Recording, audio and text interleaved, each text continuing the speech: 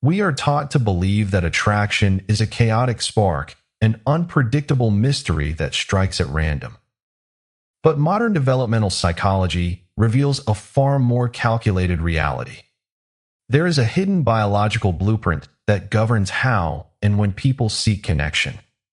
Specifically, there are three distinct seasons in a woman's life when her psychological and emotional needs shift dramatically.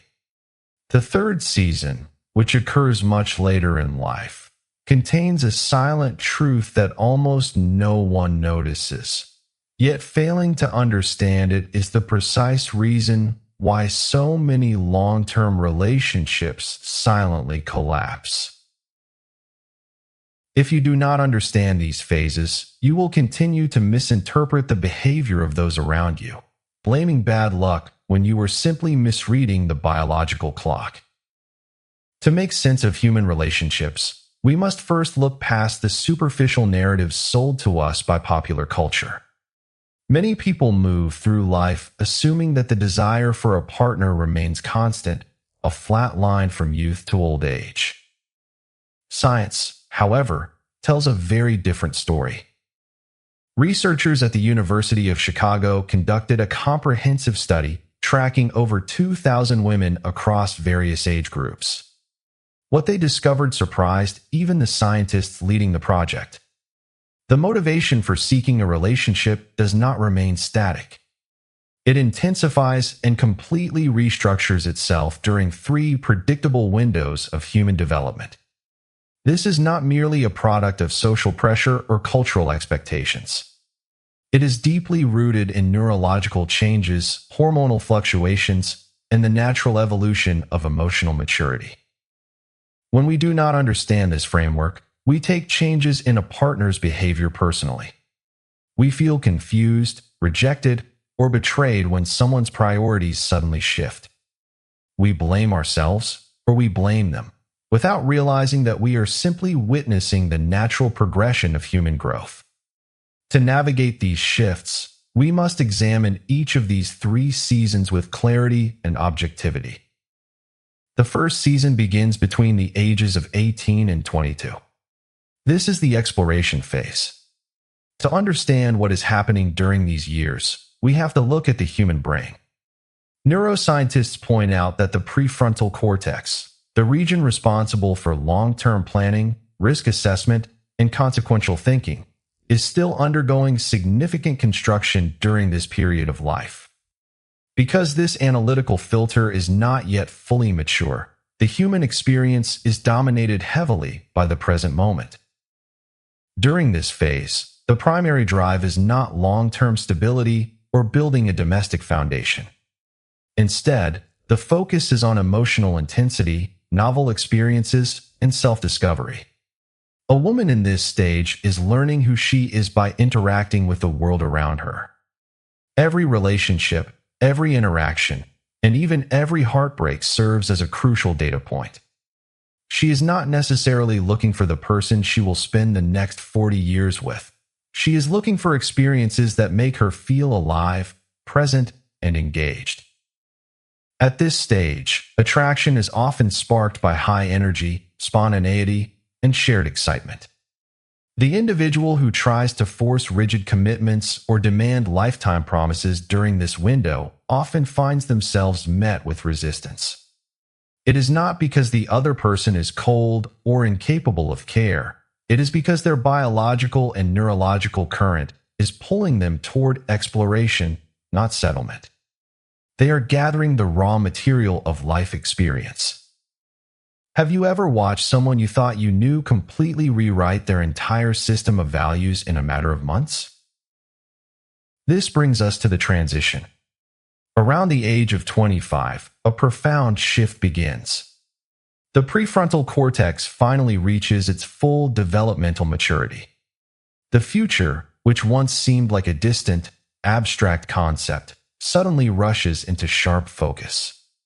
The carefree, unstructured exploration of the early 20s begins to lose its appeal, paving the way for the second major season. This second phase typically unfolds between the ages of 25 and 30. It is a period marked by a shifting social landscape and a quiet, internal shift. Friends begin to marry. Peer groups start establishing careers and homes.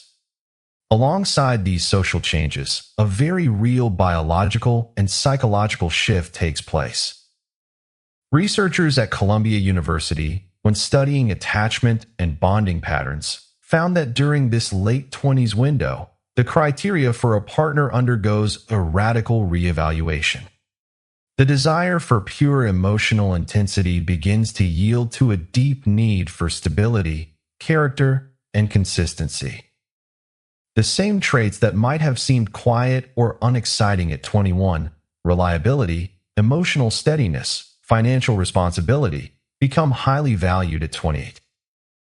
This is the stage where the reality of the future becomes the primary lens through which potential partners are viewed.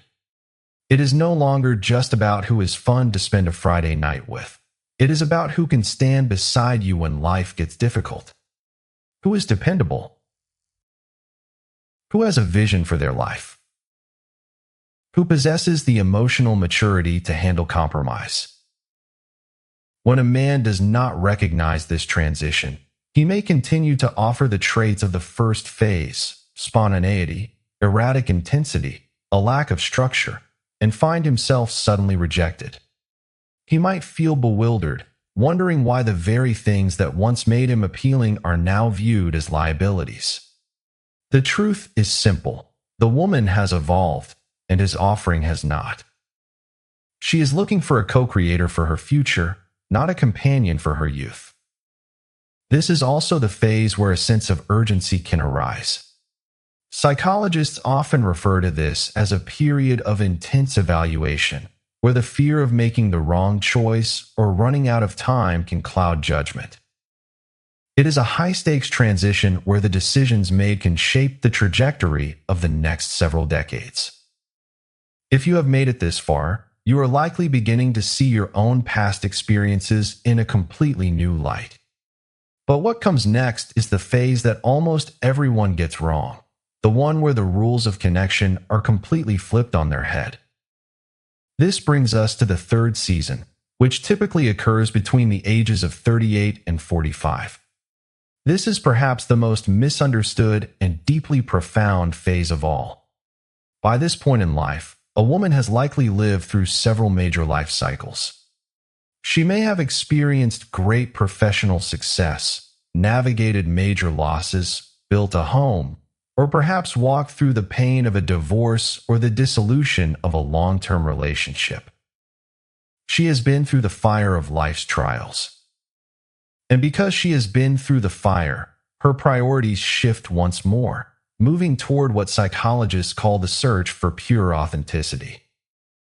At this stage, the superficial markers that dominate early life lose their power. She is no longer impressed by performative gestures, expensive displays, or societal expectations. She has lived long enough to know that a person who looks excellent on paper can still be entirely absent in the moments that matter. She has realized that true peace does not come from status, but from emotional security and genuine presence. In this third season, a woman's standards are often at their highest, but they are quiet standards. She values consistency above intensity. She values a partner who has done their own internal work, someone who is comfortable in their own skin and does not require constant external validation. She is looking for a calm harbor, not a storm. Think about the last time you tried to impress someone. Did you feel the need to wear a mask to perform? In this third stage of life, those masks are easily detected and quickly dismissed. What is desired is not a polished performance, but a raw, honest, and grounded presence. This is where we can look to the ancient wisdom of Stoicism to understand how to navigate these complex human dynamics. The Stoic philosopher Marcus Aurelius wrote that we have power over our minds, not outside events, and that realizing this is where we find our true strength. When we apply this to our relationships, we realize that we cannot control the season of life another person is in.